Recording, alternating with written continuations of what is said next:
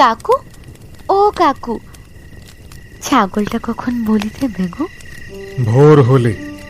লোকটা মাথা না তুলেই উত্তর দিল, ও, তোমরা তোমরা আর কিছু বলি দাও? না। লোকটা আবারও মাথা না তুলেই উত্তর দিল, তোমরা নরবলি দাও না কেন? হাড়িকাঠ পোঁতা থামিয়ে হাতের শাবল নামিয়ে ঘরমাক্ত মুষ্ক লোকটা বাচ্চা মেয়েটার মুখের দিকে গোল গোল চোখে তাকালো। এ যে নরেন্দার মেয়ে, কি অলক্ষণে কথা বলছে মেয়েটা। নরবলি, সব থেকে বড় কথা, এই বছর সাতেকের মেয়েটা নরবলির কথা জানলো কি করে? আর জানবে নাই বা কেন?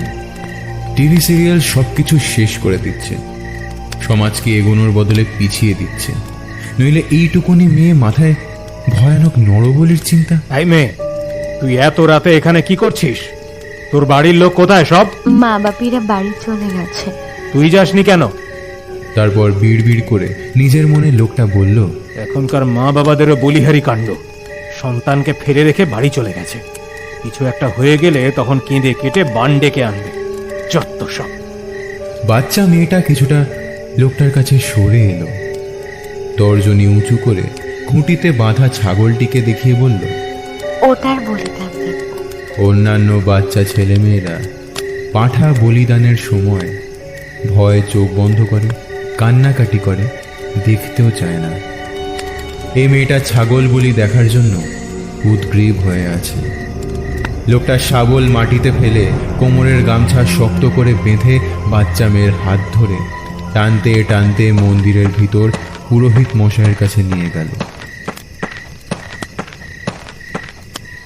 পুরোহিত মশাই প্রদীপ ধরাচ্ছিলেন। কিছুক্ষণ পর পুজোয় বসবেন। লোকটা গলা চড়িয়ে বলল, ও পুরোহিত মশাই, এই বাচ্চা মেয়েটি কি বলছে দেখুন।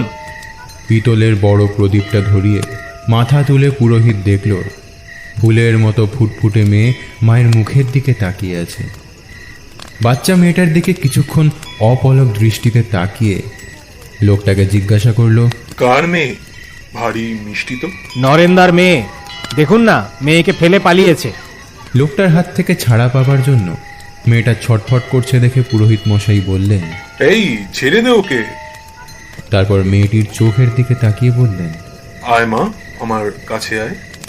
বাচ্চা মেয়েটা পুরোহিত মশাইয়ের দিকে এগিয়ে যেতেই উনি লোকটাকে জিজ্ঞাসা করলেন, কি বলছিল রে? বলছিল ছাগ বলি দেখবে। তারপর গলার স্বর একটু বাড়িয়ে, শুধু কি তাই পুরোহিত মশাই? এই মেয়েটা আমাকে জিজ্ঞেস করছে নরবলি দাও না কেন। বাচ্চা মেয়েটার মাথায় পরম স্নেহে হাত বুলিয়ে হাসি মুখে পুরোহিত মশাই বললেন, মানুষের বলি দিতে নেই, এমনি এমনি কোনো মানুষের প্রাণ নিতে নেই। মা তাহলে খুব রাগ করেন। মেয়েটার জিভের আগায় যেন কথা আটকে ছিল। অকপটে বলল, তাহলে তাহলে ছাগলটাকে বলি দেবে কেন? ওদেরও তো প্রাণ থাকে। তখন বুঝি মা রাগ করেন না? ওটা মায়ের অর্ঘ্য। তুমি এখন এসব বুঝবে না। বাড়িতে গিয়ে বাবাকে জিজ্ঞেস করো, কেমন? তারপর লোকটার দিকে তাকিয়ে বলল, এই, তুই একে ওদের বাড়িতে দিয়ে আয়। আমি বাড়ি যাব না, আমি বলিদান দেখব। আমার বলিদান দেখতে খুব ভালো লাগে। তোমার ভয় করবে না? বাচ্চা মেয়েটা মাথা দুলিয়ে দুলিয়ে বলল, ও মা, ভয় করবে কেন? আমার বেশ লাগে, আমার বেশ মজা হয়। ছাগলটা যখন ম্যা ম্যা করবে তখন ক্যাচ করে একটা লোক রামদা দিয়ে তার গলাটা কেটে দেবে, রক্ত বেরোবে। ও কি মজা, কি মজা! কথা বলতে বলতে হাততালি দিয়ে উঠল বাচ্চা মেয়েটা। পুরোহিত মশাই ভাবলেন, অন্যান্য বাচ্চাদের মতো এই বাচ্চাটির মনটা নয়, একটু নিষ্ঠুর প্রকৃতির। তাই নিষ্ঠুরতার প্রমাণ মাপতে আবার তিনি জিজ্ঞাসা করলেন, আর কি কি ভালো লাগে তোমার?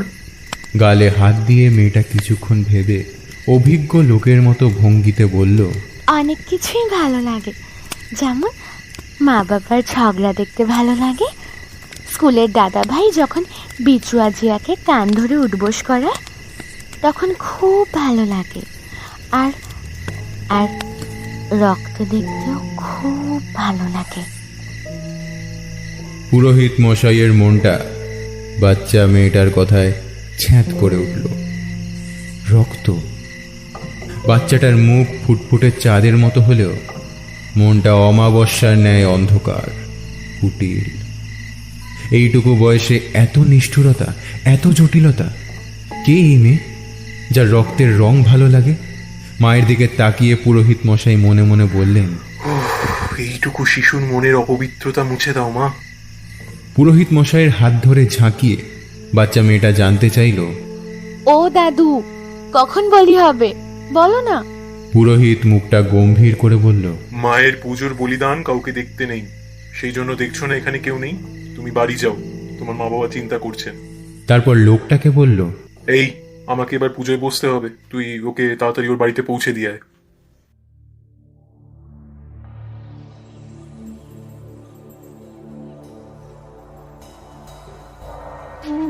বীরভূমের আকালিপুর গ্রামের আকালী দেবীর পূজা অর্চনা দেখা সাধারণ মানুষের নিষিদ্ধ।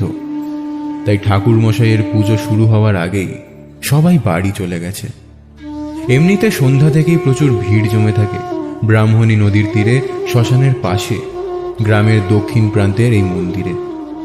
আকালী দেবী দেবী কালীর একটি বিশেষ রূপ, অনেকে গুহ্য কালী হিসেবেও অভিহিত করেন। দেবী ভাগবত পুরাণ মতে তিনি দেবী শতাক্ষীর শরীর থেকে উৎপন্না অন্যতমা মহাশক্তি। কোনো কোনো সাধক এই রূপে কালীর আরাধনা করে থাকেন, তবে গৃহস্থের নিকট এই রূপ অপ্রকাশ্য। গুহ্যকালী কালীর একটি অতি ভয়ঙ্করী রূপ। এই রূপ কালীর প্রচলিত রূপের চেয়ে অনেকটাই পৃথক। গুহ্যকালীর গাত্রবর্ণ গাঢ় মেঘের ন্যায়। তিনি লোল জিহ্বা ও দ্বিভুজা, গলায় 50টি নরমুণ্ডের মালা, কোটিতে ক্ষুদ্র কৃষ্ণবস্ত্র, স্কন্ধে নাগযজ্ঞ উপবীত, মস্তকে জটা ও অর্ধচন্দ্র, কর্ণে শবদেহরূপী অলঙ্কার, হাস্যযুক্তা, চতুর্দিকে নাগফণা দ্বারা বেষ্টিতা ও নাগাসনে উপবিষ্টা। বাম কঙ্কনে তক্ষক সর্পরাজ ও দক্ষিণ কঙ্কনে অনন্ত নাগরাজ। বামে বৎসরূপী শিব, তিনি নবরত্ন ভূষিতা। নারদাদি ঋষিগণ শিব মোহিনী গুহ্যকালীর সেবা করেন। তিনি অট্টহাস্যকারিণী, মহাভীমা ও সাধকের অভীষ্ট ফলপ্রদায়িনী। গুহ্যকালী নিয়মিত সব মাংস ভক্ষণে অভ্যস্তা। কথিত আছে মন্দিরটি নির্মাণ করেন মহারাজা নন্দকুমার। তবে এই বিচিত্র কালী মূর্তিটি তার দ্বারা নির্মিত হয়নি। জনশ্রুতি পৌরাণিক মগধরাজ জরাসন্ধ এই মূর্তিটি নির্মাণ করেছিলেন।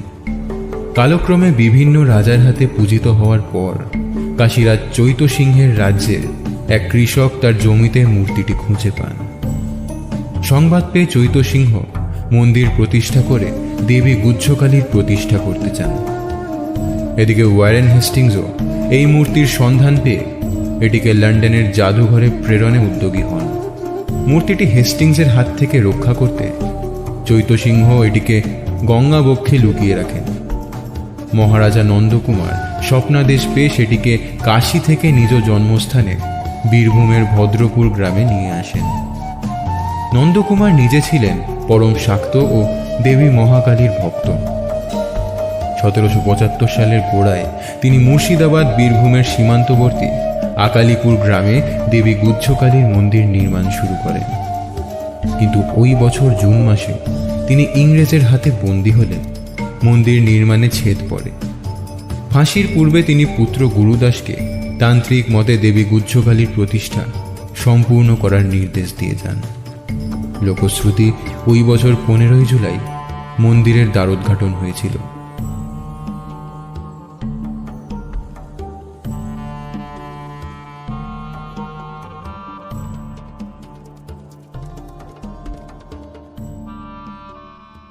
অনিচ্ছা প্রকাশ করে যেতে না চাইলে লোকটা জোর করে বাচ্চা মেয়েটাকে কোলে তুলে নিয়ে গ্রামের উদ্দেশ্যে রওনা হলো।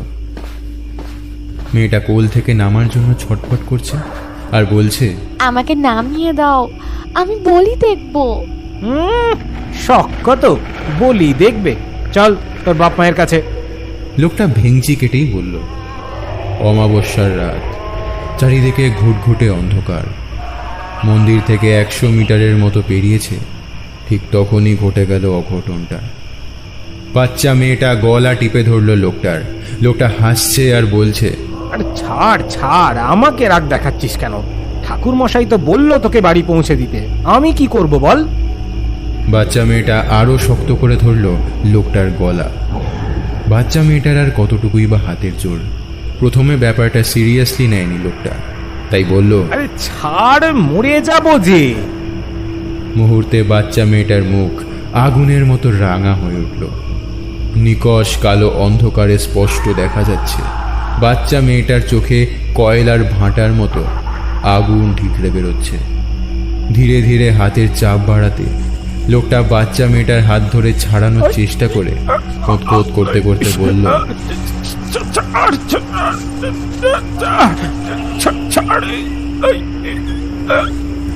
একটা বাচ্চা মেয়ের এত অমানসিক শক্তি! গলা থেকে কিছুতেই ছাড়াতে পারল না মেয়েটার হাত। ছটছট করতে করতে মাটিতে দুম করে পড়ে গেল সে। মেয়েটাও পড়ল, কিন্তু বাচ্চা মেয়েটাও জোর দেওয়ার মতো মাটি থেকে উঠে তড়িৎ গতিতে লোকটার বুকে চেপে চোয়াল শক্ত করে হাতের সাহায্যে জোরে টিপে ধরল লোকটার গলা। এইটুকু বাচ্চা মেয়ের হাতে এত জোর, এত শক্তি! একটা জোয়ান ছেলেকে গলা টিপে হত্যা করছে শুধুমাত্র ওর বলি দেখতে না দিয়ে ওর বাড়িতে পৌঁছে দিচ্ছে বলে। পা দুটো মাটিতে আঘাত করে কোনো মতে লোকটা মুখ দিয়ে আওয়াজ বের করলো, পুরোহিত মশাই, পুরোহিত মশাই, বাঁচান, বাঁচান আমাকে, পুরোহিত মশাই। লোকটার চিৎকার শুনে পুরোহিত মশাই আঁচ করলেন কোনো বিপদে। তড়িঘড়ি আসন ছেড়ে উঠে গ্রামের দিকে পা বাড়ালেন তিনি। কিছু দূর গিয়েই ওদের দুজনকে দেখে থমকে দাঁড়ালেন। কি দেখছেন উনি? বাচ্চা মেয়েটার চোখ থেকে বেরোনো আলোয় দেখা গেল ছটফট করতে করতে থেমে গেল লোকটার দেহ, আর তার বুকের উপর থেকে নেমে এলো বাচ্চা মেয়েটা। রাগে ফুঁসছে তখনও সে। পুরোহিত মশাইও ভয় পেয়ে গেলেন। ঢোক গিলে মেয়েটাকে জিজ্ঞেস করলেন, কে তুই? তোর নাম কি? আমার নাম দৈতাসী। মেয়েটার চোখ দিয়ে তখনও আগুন বেরোচ্ছে। তুই দইতা নোস, তুই দইতা হতে পারিস না, তুই দামিনী। মেয়েটা গলা টেনে বলল, দামিনী, দামিনী, কি সুন্দর নাম। আমি আমি দামিনী, কি মজা, কি মজা। আজ থেকে আমি দামিনী। আনন্দে নেচে নেচে কথাগুলো বলল মেয়েটি। অমাবস্যার নিকষ কালো অন্ধকারে ছোট ছোট পা ফেলে গ্রামের পথের দিকে বাচ্চা মেয়েটা মিলিয়ে যেতে গালে হাত দিয়ে লোকটার প্রাণহীন দেহের পাশে মুষড়ে বসে পড়লেন পুরোহিত মশাই। 1 বছর 40-এর দামড়া লোককে 7 বছরের একটা বাচ্চা গলা টিপে হত্যা করেছে, এ কথা না কেউ বিশ্বাস করবে, না কেউ বিশ্বাস করাতে পারবে। পৃথিবী যেন উল্টো দিকে ঘুরতে শুরু করেছে। মাথার মধ্যে দুশ্চিন্তা হাউইবাজির মতো ছোটাছুটি করে মস্তিষ্কের ঘিলু কেটে ফালা ফালা করে দিচ্ছে। 3টে দুশ্চিন্তা পুরোহিত মশাইয়ের মাথায় লাট্টুর মতো ঘুরপাক খাচ্ছে। 1, মায়ের পুজো আটকে। 2, লোকটার লাশ পড়ে আছে বড়তলার নিচে। আর অন্যদিকে দুশ্চিন্তার কালো মেঘ। বড় হলে না জানি কত লোকের সর্বনাশ করবে মেয়েটি। কি নিষ্ঠুর, কি পাশবিক চোখের ভাষা। নিঃশ্বাসের বাতাসেও মিশে আছে গগনচুম্বী কুটিলতা। একে আটকাতে হবেই। চারা গাছ মহিরুহতে পরিণত হওয়ার আগেই অগ্রভাগ কেটে ফেলা অত্যন্ত দরকার। সর্বনাশিনীর নিঃশ্বাসের অনলে দাবানল লাগানোর আগেই নিঃশ্বাসকে পরিশুদ্ধ করা দরকার। গোপাল মুখুজ্জে শরীরের টাল সামলে কোনো মতে মন্দিরের ভিতরে প্রবেশ করে পুজোতে বসলেন। গলা থেকে মন্ত্র আর যেন বেরোচ্ছে না। পূজা পার্বণে শুধুমাত্র গোপাল মুখার্জির শুদ্ধ সংস্কৃত মন্ত্রোচ্চারণ শোনার জন্য ভিড় করে লোকে। তবুও ধীর লয়ে মোমবাতি প্রজ্বলন করে মোমবাতি প্রদানের মন্ত্র উচ্চারণ করলেন। এষো দীপো ওম ক্রিং কালোয় নমঃ। ধূপকাঠি ধরিয়ে উচ্চারণ করলেন। এষো ধূপ ওম ক্রিং কালোয় নমঃ। ওম ক্রিং কালোয় নমঃ। অরত্রিকম সমাপয়ামি। বলে কর্পূর প্রদানের মন্ত্র উচ্চারণ করলেন। ওম ক্রিং কালোয় নমঃ। পয়স্নানম সমপয়ামি। তারপর দই স্নানাদি প্রদানের মন্ত্র। ওম ক্রিং কালোয় নমঃ। দধি স্নানম সমপয়ামি। পঞ্চামৃত সহ স্নানের দ্রব্যাদি প্রদানের মন্ত্র উচ্চারণ করলেন। তারপর ওম ক্রিং কালোয় নমঃ। পঞ্চমমৃত স্নানম সমপয়ামি। গঙ্গাজল স্নানের প্রদানের মন্ত্র উচ্চারণ করলেন। ওম ক্রিং কালোয় নমঃ। গঙ্গা স্নানম সমপয়ামি। পঞ্চফল মায়ের পায়ে দিয়ে বললেন। ওম ক্রিং কালোয় নমঃ। পঞ্চফলম সমাপয়ামি। পুষ্প ছুঁড়ে উচ্চারণ করলেন পুষ্প প্রদানের মন্ত্র। এষো গন্ধপুষ্পে ওম ক্রিং কালোয় নমঃ। সমস্ত প্রাথমিক ক্রিয়াদি সম্পন্ন হলে হাত জোড় করে প্রণাম করে চোখ বুজে বললেন। ওম ক্রিং ক্রিং রিং রিং হিং হিং দক্ষিণে কালিকে ক্রিং ক্রিং ক্রিং রিং রিং হিং হিং স্বাহা। ও কালী কালী মহাকালী কালিকে পাপহারিণী ধর্মত্ব মুখ্যদে দেবী নারায়ণী নমস্তুতে। সবশেষে 108 বার জপ করলেন। ওম ক্রিং কালোয় নমঃ। ওম ক্রিং কালোয় নমঃ। ওম ক্রিং কালোয় নমঃ। এই মন্ত্রে পূজা সেরে আসন ছেড়ে উঠে খুঁটিতে বাঁধা নিরীহ ছাগলটার কাছে এসে ওটার মাথায় হাত দিয়ে বিড়বিড় করে মন্ত্র আওড়ালেন তিনি। এবছর পুজোয় বলিদান হবে না, কেননা যে বলিদান দেবে সেই দুলাল কর্মকার লাশ হয়ে পড়ে রয়েছে বটতলার নিচে। কালী মায়ের পুজোতে এই দুজন লোক ছাড়া আর কেউ থাকতে পারে না। বংশ পরম্পরায় এই দুইজন পরিবারের লোক এবং একজন কামার কেবল পূজা অর্চনা করে। এমনকি মহারাজা নন্দকুমারও রাত্রি জেগে মায়ের পূজা দেখতে পেতেন না।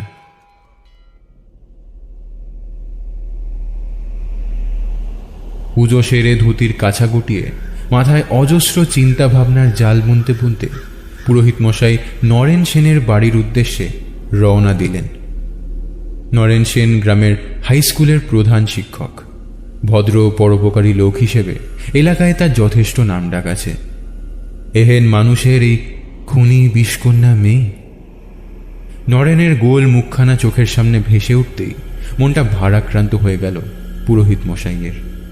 কুষ্ঠি গ্রহরত্ন বিচার করে সমাধানের চেষ্টা করতে হবে, নইলে না জানি কালই কোনো বড় অঘটন ঘটিয়ে ফেলবে মেয়েটা। উত্তর পাড়ায় নরেনের দ্বিতল বাড়ির সামনে পৌঁছাতেই পুরোহিত মশাই টের পেলেন অঘটন কালকেই নয়, আজই ঘটে গেছে। মাঝরাতে ঘুম ভেঙে পাড়ার লোকজন এসে ভিড় করেছে নরেনের বাড়ির শান বাঁধানো উঠোনে।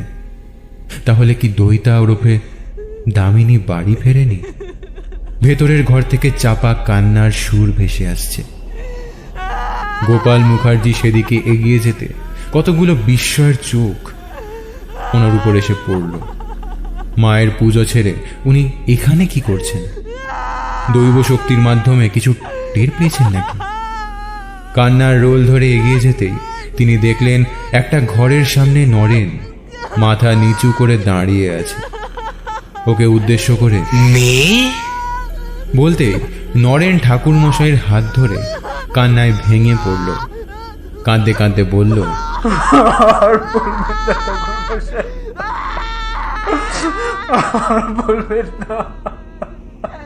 পাশ থেকে নরেনের দাদা নরেশ বলে উঠল, আর বলবেন না ঠাকুর মশাই,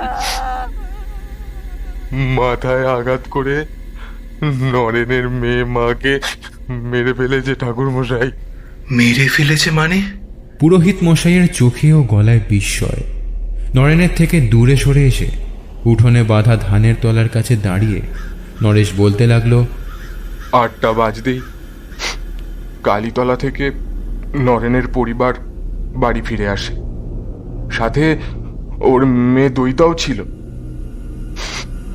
থাকা খাওয়া করে ভাই আর বৌমা নিজেদের ঘরে শুতে যায়, আর ভাইঝি ঠাকুমার কাছে, মানে আমার মায়ের কাছে থাকে। সবাই তাড়াতাড়ি ঘুমিয়েও পড়ি।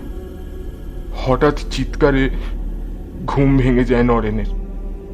চিৎকারের উৎস অনুসন্ধান করতে গিয়ে মায়ের ঘরে এসে মায়ের দেহটা মেঝেতে পড়ে আছে দেখে। মাথা ফেটে রক্ত বেরিয়ে ভেসে যাচ্ছে গোটা মেঝে। নরেন মায়ের কাছে গিয়ে বুঝতে পারে মায়ের শরীরে আর প্রাণ নেই, আর মায়ের এক পাশে দইতার সুপরি কাটার জাঁতি নিয়ে দাঁড়িয়েছিল। হ্যাঁ, মানছি নরেনের মেয়ের রাগ জেদ চিরকালই খুব বেশি, তাই বলে ও মাকে মেরে ফেলবে? বিপত্নিক নরেশ যখন কথাগুলো বলছে তার গাল বেয়ে নেমে আসছে মাতৃবিয়োগ কষ্টের অশ্রুধারা। জানেন ঠাকুর মশাই, মা অনেকদিন বাঁচতে চেয়েছিল। তাছাড়া মা দইতাকে খুব ভালোবাসতো, সারাক্ষণ ওকে চোখে হারাতো। একটু থামলো নরেশ, চোখের কোণ মুছে জিজ্ঞাসা করলো, আচ্ছা ঠাকুর মশাই, আপনি এখন এখানে কেন? মায়ের পুজো বলিদান সম্পূর্ণ হয়ে গেছে? এমন দুঃখজনক পরিস্থিতিতে কি জবাব দেবে বুঝে উঠতে পারলেন না উনি। কথাটা পারতে গেলে হয়তো কাটা ঘায়ে নুনের ছিটে দেওয়া হবে, আবার না বললেও নয়। দুলাল কামারের মৃত্যুর কারণটা সবার সামনে আসা দরকার। তাই চোয়াল শক্ত করে লম্বা নিঃশ্বাস ফেলে আকালি মায়ের ওখানে ঘটে যাওয়া ঘটনাটা সম্পূর্ণ বিবরণ দিলেন। ঠাকুরমশাইয়ের কথা শুনতে আরও 3-4টে লোক জুটে গেল। সবার চোখে একটাই ভাষা, এত সাংঘাতিক মেয়ে। একজন বলল, এ নরেনের মেয়ে হতে পারে না, নিশ্চয়ই ওর মধ্যে কোনো ভয়ঙ্কর পিশাচ বাস করেছে যে ওকে এইসব করাচ্ছে, বুঝলে? পুরোহিত মশাই কোমরে গুঁজে রাখা মায়ের পুজোর জবা ফুলের পাপড়ি বের করে নরেশের হাতে দিয়ে আশ্বস্ত করে বললেন, এটা দইতার মাথায় ঠেকিয়ে দেবে, তাহলে এখন কিছুদিনও শান্ত থাকবে। তোমার মায়ের অসুখ সমাপ্ত হলে আমি ওর কুষ্টি বিচার করে তেমন বুঝলে বড় একটা যজ্ঞ করব। চারপাশের পরিবেশটা মেপে নিয়ে উনি বললেন, আমি তোমার মাকে একবার দেখে এসে কামারপাড়া হয়ে কিছু লোক ডেকে নিয়ে মন্দির যাব।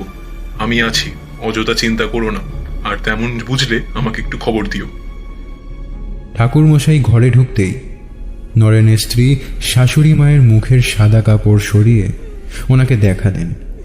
মাথার উপরের দিকের আঘাতের চিহ্ন স্পষ্ট।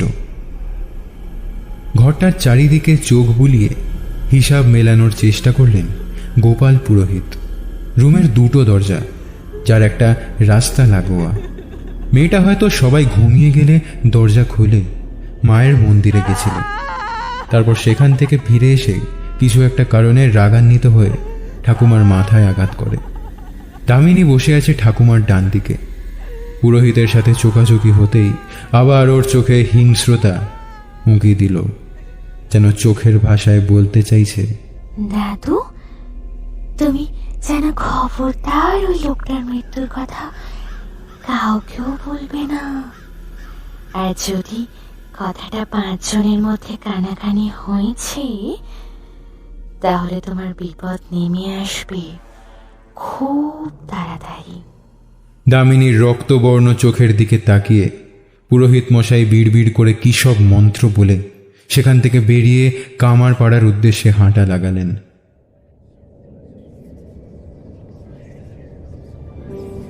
নরেনের বাড়ির অসুচ কাটতে না কাটতে আবার শুরু হলো দামিনীর উৎপীড়ন। তবে এবার উৎপীড়ন কেবল মানুষকে আঘাত করে বা গলা টিপে হত্যা করার মধ্যে সীমাবদ্ধ থাকল না। দামিনীর হিংস্র হাতের উৎপীড়নের ছোঁয়া পেল পশু পাখিরাও। দামিনীর মায়ের সাধের পোষা টিয়া পাখিটাকে গামছা নিংড়ানোর মতো গলা মুচড়ে মেরে ফেলেছে গত রাত্রে, আর ফল কাটার ছুরির আঘাতে পোষা কুকুরটার নলি কেটে হত্যা করেছে আজ সকালে। শুধু যে হত্যা করেই দামিনী ক্ষান্ত হয় তা নয়, পশু পাখিদের দেহ ফালা ফালা করে কেটে বের করে আনে মাংস, তারপর সেই মাংস থেকে চেটে খায় রক্ত। কখনো কখনো তাদের দেহের রক্তকে দু হাতে ভালো করে মেখে পুরো মুখমণ্ডলে লেপে নেয় দামিনী। যেন দিন দিন রক্ত নদীর খেলায় মত্ত হয়ে পড়ছে সে, যেন রক্তের নেশা। রক্ত দেখা চাই, রক্ত মাখা চাই, এমনকি রক্তের নোনা স্বাদও নেওয়া চাই কোনো কোনো দিন।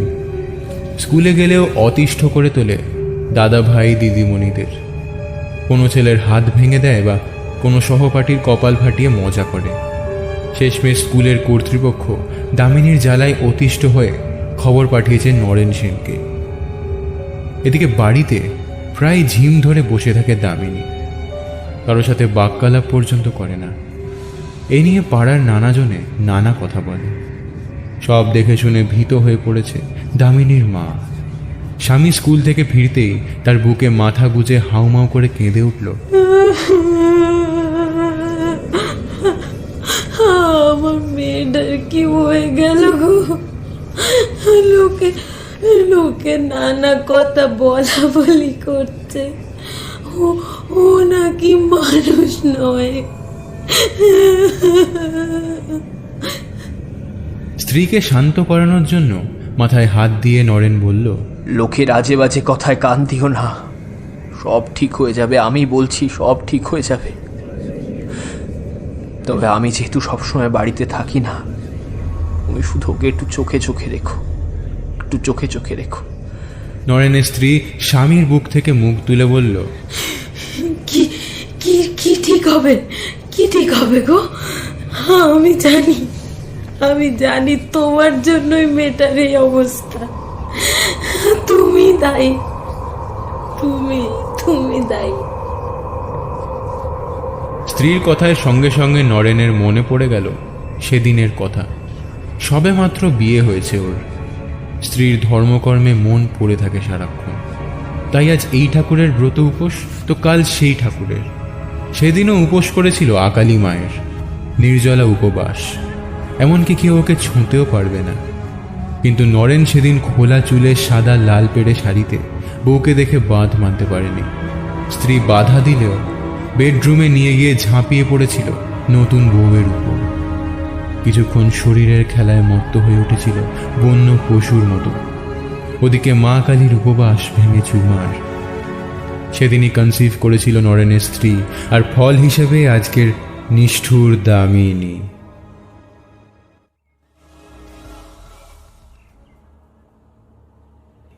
কাঁধের ব্যাগ নামিয়ে জামা কাপড় চেঞ্জ না করি স্ত্রীকে আসছি বলে পুরোহিত মশাইয়ের কাছে ছুটল নরেন। ঠাকুর মশাই মন্দিরে কি একটা কাজ করছিলেন। নরেন উদ্বিগ্ন মুখ দেখে বেরিয়ে আসতেই ওনার হাত ধরে মিহি গলায় বলল, ঠাকুরমশাই, আপনি আমার মেয়েটাকে স্বাভাবিক করে তুলুন। ঠাকুরমশাই, আপনি আমার মেয়েটাকে স্বাভাবিক করে তুলুন। ও যে দিন দিন হিংস্র হয়ে উঠছে ঠাকুরমশাই, ও যে দিন দিন হিংস্র হয়ে উঠছে। পুরোহিত মশাই কি একটা ভাবলেন কিছুক্ষণ, তারপর নরেনের মুখের দিকে তাকিয়ে বললেন, আচ্ছা, ঠিক করে ভেবে বলো তো, তুমি বা তোমার পরিবারের দ্বারা মা কালীর কোনো কাজে, এই ধরো পূজা অর্চনা বা উপবাস বা মানত, এই জাতীয় কাজে বাধা পড়েনি তো? আসলে রোগ ভালো করার আগে তার কারণ জানা দরকার। নরেন সেদিনের কথাটা চেপে গেল একদমই। মুখে কিছু না বলে শুধু ফ্যাল ফ্যাল করে চেয়ে রইল ঠাকুর মশাইয়ের মুখের দিকে। আচ্ছা, কাল তো রবিবার, তোমার স্কুল ছুটি নিশ্চয়ই। দুপুরের দিকে একবার তোমার মেয়ের কুষ্টিটা নিয়ে এসো তো, যাচাই করে দেখবো একবার কিসের প্রকোপে এমন করছে তোমার মেয়ে। যদি ব্যাপারটা অপশক্তি দ্বারা হয় তাহলে আমি ঠিক করে দিতে পারবো, আর যদি ভিতর থেকে হয় সেক্ষেত্রে আমার দ্বারা কিছু করা সম্ভব নয়। তবে হ্যাঁ, ভয় পাওয়ার কিছু নেই। আমি বড় বড় তান্ত্রিকের সাথে তোমার যোগাযোগ করিয়ে দেব, ওনারা যদি কিছু একটা উপায় বাতলে দেন। পুরোহিত মশাইয়ের থেকে বিদায় নিয়ে বাড়ির পথে যেতে যেতে নরেন ভাবতে লাগলো শুধু তন্ত্রমন্ত্রর উপর বিশ্বাস করলে চলবে না। পরশু স্কুল ছুটি নিয়ে শহরে ভালো সাইকিয়াট্রিস্টকে দেখিয়ে আসতে হবে। ঘরে ফিরতেই কোথা থেকে ছুটে এসে নরেনকে বাপি বলে জড়িয়ে ধরল দামিনী। নরেন মেয়েকে কোলে তুলে নিতে দামিনী কৃত্রিম রাগ দেখিয়ে বলল, বাপি, কেউ আমার সঙ্গে কথা বলছে না জানো? তুমিও কি আমার উপর রাগ করেছ? তারপর বাবার বুক পকেটে হাত ভরে বলল, বাপি, আমার চকলেট। প্যান্টের পকেট থেকে হাত ভরে চকলেট মেয়েকে দিতেই হিহি করে হেসে উঠল দামিনী। বাবার গালে চুমু খেয়ে বলল, আমার সোনা বাপি, ভালো বাপি। বাপি, তুমি আজ বিকেলে আমায় খাইয়ে দেবে, কেমন? নরেনের মনটা আনন্দে নেচে উঠল, যার অভিব্যক্তি প্রকাশ পেল ঠোঁটের কোণে। নরেনের চোখের চাহনি বলছে মেয়ের কিছুই হয়নি, সব যেন আগের মতোই। আগের ঘটা ঘটনাটা হয়তো দুর্ঘটনা ছিল, এই তো মেয়ে আবার আগের মতোই আছে। ঠাকুরমশাইয়ের দেওয়া দামিনী নামটা খুব তাড়াতাড়ি ছড়িয়ে পড়েছিল গ্রামে। আজ মেয়ের এইরূপ স্বাভাবিক আচরণ দেখে নরেন মনে মনে দুষল গোপাল পুরোহিতকে। সোফাতে বসে মেয়েকে নিজের হাতে খাইয়ে দিল নরেন। অনেকদিন পর বুকের ভিতরের কালো পাথরটা উঠে গিয়ে স্বস্তির নিঃশ্বাস বেরিয়ে এলো নরেনের। সন্তানের কিছু হলে বাবা মায়ের কি পরিমাণ কষ্ট হয় তা ভুক্তভোগী পিতামাতা ছাড়া আর কেউ জানে না। মনে হয় চোখের সামনে ধুধু বালিয়াড় আর বালু ঝড়ে রাশি রাশি বালি উড়ে জ্বালা ধরিয়ে যাচ্ছে।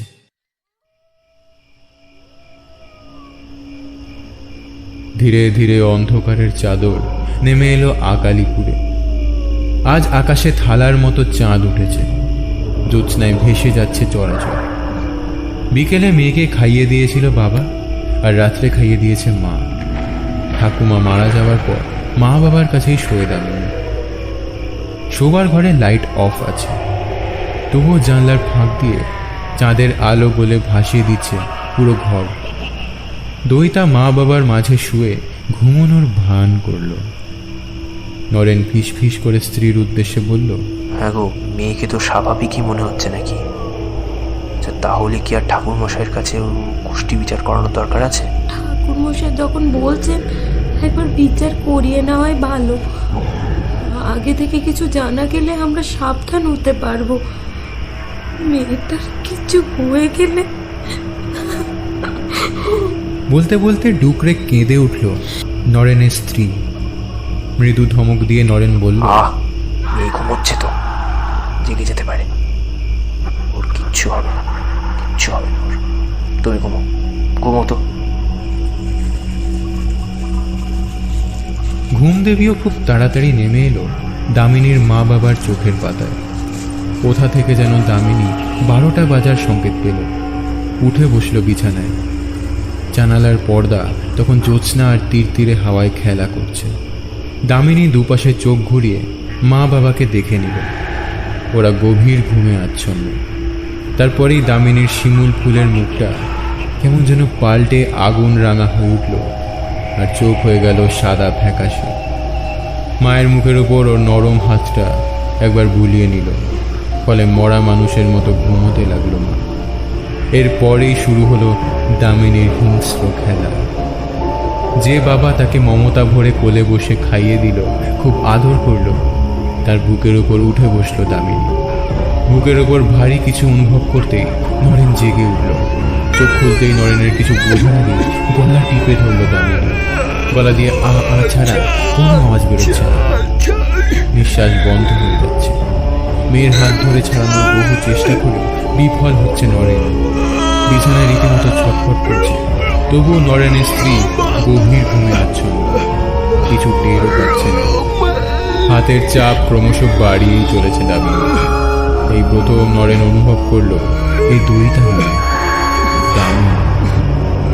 দামিনীর চোখের মনি বিস্ফারিত হয়ে আগুন ঝরে পড়ছে যেন। তবুও বাঁচার শেষ চেষ্টা করে সর্বশক্তি দিয়ে টান মেরে মেঝেতে ছুঁড়ে ফেলল দামিনীকে। বিছানা ছেড়ে ধর্মড়িয়ে উঠে স্ত্রীর কাছে এসে দেহ ধরে ঝাঁকাতে লাগলো। তবুও যেমন ঘুমোচ্ছিল তেমনভাবেই ঘুমিয়ে রইল ওর স্ত্রী। মেঝে থেকে ধীরে ধীরে উঠে বসল দামিনী। ওর তীক্ষ্ণ চোখ জোড়া দুটো আটকে আছে নরেনের উপর। দরজা বন্ধ। দরজা খুলে বের হতে চাইল নরেন। দরজার নবে হাত দিতেই অক্টোপাসের মতো পা টেনে ধরল দামিনী। প্রাণপণে আঁকড়ে ধরে নখ ঘোরাচ্ছে নরেন, তবু খুলছে না। গলার আওয়াজ ছিঁড়ে চিৎকার করেই যাচ্ছে, কিন্তু হায়, আওয়াজের বদলে মুখ দিয়ে বেরিয়ে আসছে শুকনো হাওয়া। ওদিকে নরেনের পা নখের দ্বারা চিড়ে গর্ত করে দিয়েছে দামিনী। সেই গর্ত দিয়ে ফিনকি দিয়ে রক্ত ঝরছে অঝরে। সেখান থেকে হাতের তালুতে কিছুটা রক্ত জিভে নিয়ে ফেলল দামিনী। রক্ত জিভে পড়তে শুরু করতে একটা পৈশাচিক হাসি হাসল সে। নরেন আবারও লাথি মেরে ওকে ফেলে দরজা খুলে বাঁচার তাগিদে সিঁড়ি বেয়ে নিচে নেমে এলো। হাঁপাতে হাঁপাতে মুখ উপরে তুলতে ধ বনে গেল নরেন। মেরুদণ্ড বরাবর নেমে গেল ঠান্ডা বরফ। হিম হয়ে এলো নিঃশ্বাস, হিম হয়ে এলো শরীর। চোখ বড় বড় করে দেখতে পেল নিজের দামিনী। লাল চোখ, চুল উস্কো খুস্কো, মুখে বিকৃতি ভাব। কিভাবে ও উপর থেকে নিচে নেমে এলো?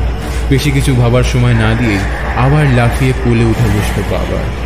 দু হাতে খামচে ধরল গলা, আর তার সাথে শুরু হলো দানবী হাসি। দামিনী হাসছে আর বলছে, আমার গোষ্ঠী বিচার করা, আমার যোগ্য করা, দেখাচ্ছি তোর মজা, দেখাচ্ছি। বলেই আরো জোরে তার গলা টিপে ধরল। নরেনের মুখ থেকে বেরিয়ে আসছে গুঁ গুঁ শব্দ। জিভ মুখ থেকে কিছুটা বেরিয়ে এসেছে। দামিনী আরো গম্ভীর গলায় বলল, মানুষের পেটে জন্মেও আমি মানুষ নই, শুধু তোর জন্য। তাই তাই তোর পাপ কাজের জন্য মৃত্যু অবধারিত। এরকম এরকম জন্মদায়ী পিতার আমার দরকার নেই। শেষে দুবার কুঁত কুঁত আওয়াজ করে নরেনের প্রায় 8 ইঞ্চির মতো জিভ মুখের বাইরে বেরিয়ে আসতেই ঝপ করে কোল থেকে নেমে পড়ল দামিনী। দামিনী নামতেই নরেনের লাশটা শব্দ করে পড়ল মেঝেতে। শোবার রুমে গিয়ে মায়ের পাশে শুয়ে জড়িয়ে ধরল দামিনী, যেন কিছুই হয়নি। দামিনীর মা তখনও ওর মায়াজালে গভীর ঘুমে আচ্ছন্ন।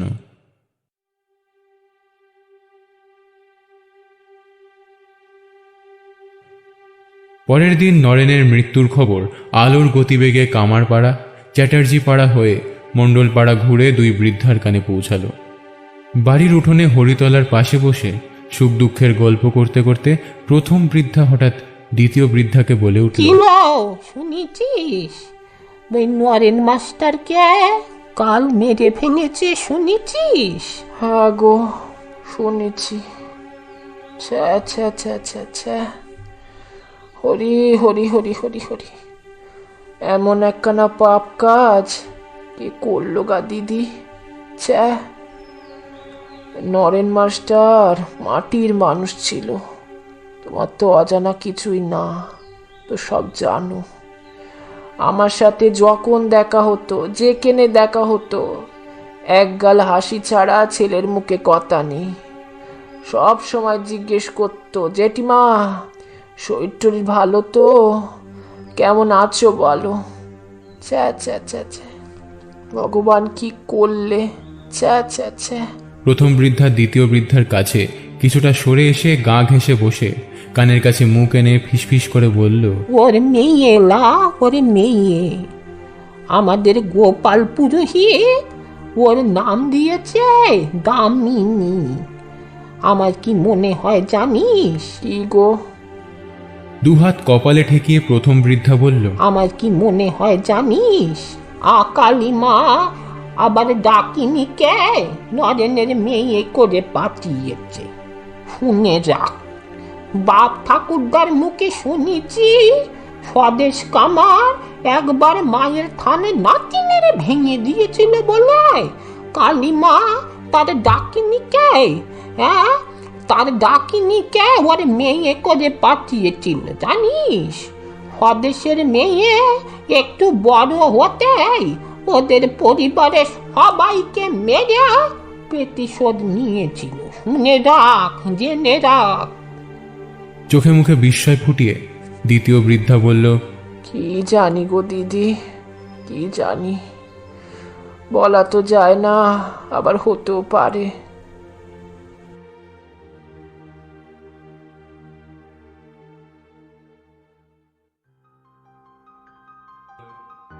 ইতিমধ্যেই গোপাল মুখুজ্জে নরেনের মৃত্যুর 4 দিন পেরোতেই দামিনীর কুষ্ঠি বিচার করে ভয়ানক কথা বলেছে, যা শুনে দামিনীর মা অজ্ঞান হয়ে পড়েছিল। পুরোহিত মশাই অনেক আঁকিবুকি কেটে বারবার বিচার করে সিদ্ধান্তে পৌঁছেছে দামিনী কোনো মানুষ নয়, সাক্ষাৎ ডাকিনী। শুধু তাই নয়, ওই পরিবারের সবাইকে হত্যা করে তারপর ক্ষান্ত হবে। কিন্তু কি জন্য ডাকিনী নরেনের ঘরে জন্ম নিয়েছে, কিসের প্রতিশোধে সবাইকে হত্যা করছে, জানতে পারেনি ঠাকুর মশাই। পুরোহিত মশাইয়ের কথা শুনে ওনার পায়ে পড়ে নরেশ বলেছিল, ঠাকুরমশাই কিছু একটা করুন, ঠাকুরমশাই আমাদেরকে বাঁচান, ঠাকুরমশাই আমাদেরকে বাঁচান। পুরোহিত মশাই প্রথমে না করে দিয়েছিল, কিন্তু দামিনীর মায়ের জ্ঞান ফিরতেই সেও ঠাকুর মশাইয়ের পায়ে পড়ে আকুতি মিনতি করেছিল। ফলে প্রাণ সংশয় থাকা সত্ত্বেও গোপাল মুখুজ্জে ভেবেচিন্তে বলেছিলেন, আমার তন্ত্র ক্ষমতার জ্ঞান সামান্য, আমি কেবল মায়ের একজন সেবায়েত। তবুও তোমরা এখন এত করে বলছো, দেখি কিছু করতে পারি কিনা। মানুষের উপকারে যদি নাই করতে পারলাম তো মানব জীবন বৃথা। তোমরা কাল মায়ের মন্দিরে দইতাকে নিয়ে এসো, আমি মন্দিরে যজ্ঞের ব্যবস্থা করছি।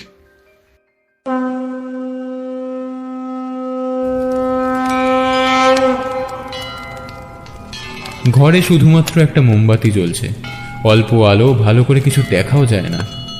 ঘরের মাঝখানে যজ্ঞের পাশে দামিনীকে লম্বালম্বি হয়ে শোয়ানো হয়েছে। অচৈতন্য, গায়ে একটা সুতো অবশিষ্ট নেই, সর্বশরীরে এক ধরনের তৈলাক্ত জিনিস মাখানো। দামিনীর শরীরে যেটা মাখানো হয়েছে সেটা ভিতরে কোনো এক ধরনের ওষুধ আছে, সেটা লোমকূপ দিয়ে শরীরে ঢুকে তাকে অবশ করে রেখেছে, নইলে ও উঠে সমস্ত যজ্ঞ পণ্ড করে দিত। মাথা এবং পায়ের কাছে রাখা দুটো বড় পাত্র থেকে কুণ্ডলি পাকিয়ে ধোঁয়া বের হয়ে সিলিংয়ে মিলিয়ে যাচ্ছে। সিলিং, ঘরের দেওয়াল কালো কালো ঝুলে ভর্তি। দেওয়ালে কিছু দেবদেবীর ফটো টাঙানো আছে, যার উপরে মাকড়সা ইচ্ছে মতো জাল বুনে সংসার করছে। বোঝাই যাচ্ছে মন্দিরের এই ঘরটি বহু কাল ধরে পরিত্যক্ত। কিন্তু একটা ফটো নতুন লাগানো হয়েছে। নতুন লাগানো বিভৎস ছবিটায় সাহসী ব্যক্তিরা চোখ পড়লে বুকের রক্ত জল হয়ে যাবে। ছবিটার চোখ জোড়া ধোয়ার মতো ফ্যাকাশে, মুখের দুপাশ থেকে রক্ত টপ টপ করে ঝরছে চিবুকে। পুরোহিত মশাই জানালেন, এটাই আকালী মায়ের ডাকিনী। ঘরময় একটা বিশ্রী কটু গন্ধ, প্রায় নিঃশ্বাস বন্ধ হয়ে যাওয়ার অবস্থা। ঘরের ভিতর আশ্চর্য রকমের শীতল। গোপাল পুরোহিত বিড়বিড় করে মন্ত্রোচ্চারণ করে কুশের সাহায্যে যজ্ঞে অগ্নিসংযোগ করলেন। অগ্নিকুণ্ডের হলুদ শিখায় দেখা গেল দামিনীর মাথার কাছে বসে আছে নরেনের স্ত্রী রম্ভা, আর যজ্ঞের ডান দিকে পদ্মাসনে বসে দামিনীর জেঠু নরেশ। রম্ভার অসহায় মুখ ভিতরের সমস্ত শক্তিকে যেন শুষে নিয়েছে। যজ্ঞের চারপাশে রাজ্যের জিনিসপত্র ছড়ানো, আবছা আলোতে কোনটা কি তা বোঝার উপায় নেই। তবু ভালো করে লক্ষ্য করলে দেখা যাবে কোনো পাত্রে তিল, তিসি, কোনো পাত্রে বেলপাতা, গঙ্গা জল, আবার কোনো পাত্রে বাতাসা, সুরা প্রভৃতি। যজ্ঞের আগুনে বেলপাতা আর তিল ছিটিয়ে ছিটিয়ে পুরোহিত মশাই বললেন, আমি জানি তুই ডাকিনি, কিন্তু এটা জানি না তুই নরেনের ঘরে জন্ম নিয়েছিস কেন। বল তোর আগমনের কারণ কি। যজ্ঞ থেকে একটা সর্পিল ধোয়া পাক খেতে খেতে দামিনীকে বৃত্তাকারে ঘিরে ধরল। আস্তে আস্তে চোখ খুলল দামিনী, তারপর রম্ভার দিকে তাকিয়ে বিকারগ্রস্তের মতো ফিসফিস করে বলল, মা, আমি এখানে কেন? আমার যে দম বন্ধ হয়ে আসছে। এখান থেকে আমায় নিয়ে চলো। খানিকক্ষণ রম্ভার চোখের দিকে তাকিয়ে থেকে আবার চোখ বন্ধ করে ফেলল। মেয়ের এহেন কাতর আরতি শুনে পুরোহিতের দিকে তাকালো রম্ভা। পুরোহিত মশাই আগেই রম্ভাকে সতর্ক করে দিয়েছেন দামিনী নানাভাবে সম্মোহন করার চেষ্টা করবে, কখনো কখনো কাতর আবেদন করে, কান্নাকাটি করে, অথবা চণ্ডাল রূপ ধারণ করে গলা টিপতে আসবে। এখন যদি মেয়ের আহ্বানে রম্ভা সাড়া দেয়, তাহলে ওরা হেরে যাবে। এবার যজ্ঞের আগুনে মন্ত্র বলতে বলতে ঘি ঢালতে লাগলেন পুরোহিত। দামিনী এবার কাঁপতে লাগলো। যত ঘি ঢালছে ততই দামিনী পাগলের মতো কেঁপে কেঁপে উঠছে। পুরোহিত মশাই দামিনীর কপালে সিঁদুর দিতে গেলে দামিনীর চোখ খুলে চিলের মতো তীক্ষ্ণ গলায় চিৎকার করে উঠল, খবরদার, আমাকে ছুবি না, তুই পাপীদের হয়ে কাজ করছিস, তাই আমাকে স্পর্শ করবি না। তবুও জোর করে দামিনীর কপালে সিঁদুর লেপে দিয়ে অগ্নিকুণ্ডর সামনে দাঁড়িয়ে দুর্বোধ্য ভাষায় কিসব উচ্চারণ করতে করতে ধূপের মতো একটা জিনিস আগুনের মাঝে ছেড়ে দিল। দপ করে একটা আগুনের শিখা জ্বলে উঠে আবার নিভে গেল। কুণ্ডলি পাকিয়ে ধোঁয়া বের হতে লাগলো, আর শ্বাসরোধকারী ঝাঁঝালো গন্ধে হঠাৎ সারা ঘর ভরে উঠল। দামিনী দুই হাত মুষ্টিবদ্ধ করে পাশ ফিরে পুরোহিতের দিকে আগুনে দৃষ্টি নিয়ে তাকাতে থাকে, যেন চোখের আগুনে পুড়িয়ে ছাড়খাড় করে দেবে। কিছুক্ষণ এক নাগারে দৃষ্টি নিক্ষেপ করে সর্বশরীর ঝাঁকিয়ে বিকট চিৎকার করে বলল,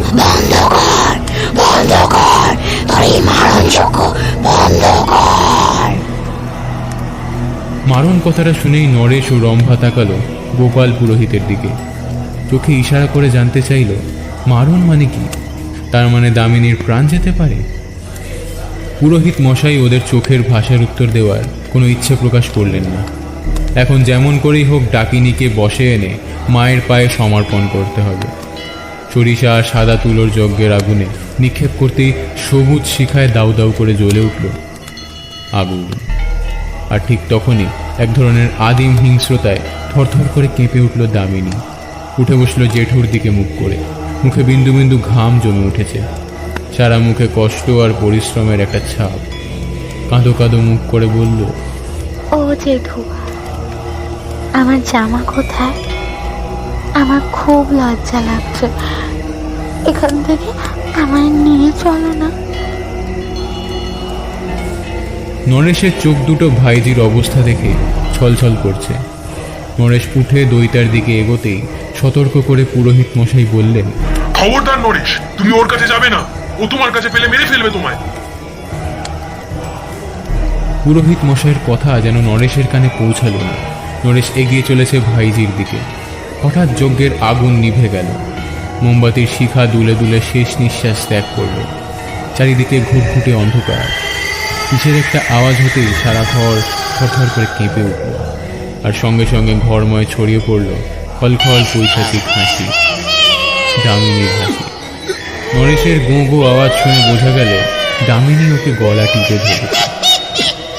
খিলখিল দামিনীর হাসি থামতে কিছুক্ষণ সব চুপচাপ, কোথাও কোনো আওয়াজ নেই। তাহলে কি নরেশকে দামিনী মেরে ফেলেছে? না, এখনো মারেনি নরেশকে। ঠাকুরমশাই, ঠাকুরমশাই, আমাকে বাঁচান, ঠাকুরমশাই। নরেশের আওয়াজ বের হতেই দামিনী হিংস্র সাপের মতো হিস হেসে গলায় বলল, আজ তোকে কেউ বাঁচাতে পারবে না রে পাপী। তুই রম্ভার পবিত্র দেহকে কলুষিত করেছিস, অপবিত্র করেছিস। সেদিন মায়ের উপোস করার দিন তুই প্রথমে মায়ের উপবাসে থাকা রম্ভার দেহকে ভোগ করেছিলি। রম্ভা সেদিন তোকে প্রচুর অনুনয় বিনয় করেছিল, সতীত্বের দোহাই দিয়েছিল, তবুও তুই শুনিসনি। এত নীচ তুই। ভাইয়ের বউয়ের সাথে নোংরামি করতে লজ্জা করলো না? আরে বেচারা রম্ভা সংসার ভাঙার ভয় ভাসুরের নামে নালিশ পর্যন্ত করেনি। আর নরেনকে আর তোর মাকে কেন মেরেছি জানিস? ওরা ওরা তোর নোংরামি আড়াল থেকে দেখেও মুখে কুলু পেটেছিল, কোনো প্রতিবাদ করেনি। আর নরেনও তোর পর রম্ভাকে সেই দিনই ভোগ করেছিল। কি ভাবিস তোরা, মেয়েদের পবিত্রতা সম্মান বলে কোনো জিনিস নেই? মট করে গলা মটকানোর আওয়াজ হতেই দুম করে মেঝেতে আছড়ে পড়ল কে যেন। কে আবার? নরেশের প্রাণহীন দেহ। গোপাল পুরোহিত বুঝল ডাকিনী দামিনীর নরেনের ঘরে জন্ম নেওয়ার কারণ। কিন্তু দুলাল কর্মকার, সে কি করল যে দামিনী তাকেও ছাড়ল না? ঠাকুর মশাই সে কথা জিজ্ঞেস করতেই খিলখিল করে হেসে বলল, ও মস্ত একটা পাষণ্ড, মস্ত একটা লোভী। ও ছাগ বলিতে মায়ের উদ্দেশ্যে নৈবেদ্য নিবেদিত করার জন্যে নয়, শুধু শুধু নিজের দাঁতের দ্বারা সেই ছাগ মাংস সুস্বাদু রান্না করে চর্পণ করার জন্যে। মোমবাতিও কোথা থেকে আগুন পেয়ে লিকলিকে শিখায় দুলতে লাগলো। দামিনী হাঁটু মুড়ে বসে আছে পূর্ব দিকের দেওয়ালের পাশে, আর যজ্ঞের পাশে জ্ঞানশূন্য অবস্থায় পড়ে আছে রম্ভা। পুরোহিত মশাই রম্ভার মুখে গঙ্গা জল ছিটোতেই ধর্মর করে উঠে বসল সে। শুনতে পেল দইতা ফুঁপিয়ে ফুঁপিয়ে কাঁদছে। পা টেনে টেনে বসে বসেই গেল মায়ের কাছে।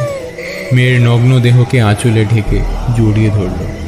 মাকে জড়িয়ে ধরে দামিনী ফোঁপাচ্ছে আর বলছে, মা, তুমি ওই পাপী লোকেদের বিরুদ্ধে প্রতিবাদ করনি কেন?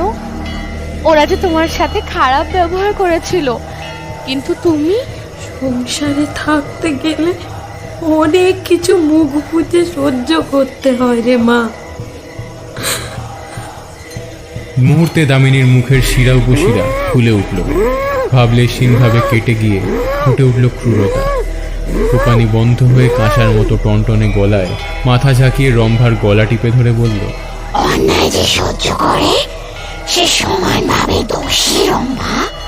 তাই তাই তোকেও। আমি জানি রে মা, তুই আমাকে মেরে ফেলবি, কিন্তু কিন্তু একটা কথা মনে রাখবি, তুই ডাকিনি হ আর যেই হ, তুই আমার সন্তান। মাকে হত্যা করে পাপ নিস না মা, পাপ নিস না, নিস না। এদিকে মা আর ডাকিনী মেয়ের যখন কথা কাটাকাটি চলছে, গোপাল পুরোহিত সুযোগ বুঝে যজ্ঞের কয়লা দামিনীর পায়ে স্পর্শ করালেন। ঝড়ে গাছ ভাঙার মতো মাথা নুয়ে পড়ল দামিনী, তবুও ছাড়ল না মায়ের গলা। রম্ভার গলা টিপে যখন শেষ মারণ চাপ দিতে যাবে, হঠাৎ ঝনঝন করে আকালী মায়ের মন্দিরে সব ঘন্টা একসাথে বাজতে শুরু করল। বাইরে যেন তুফান শুরু হলো।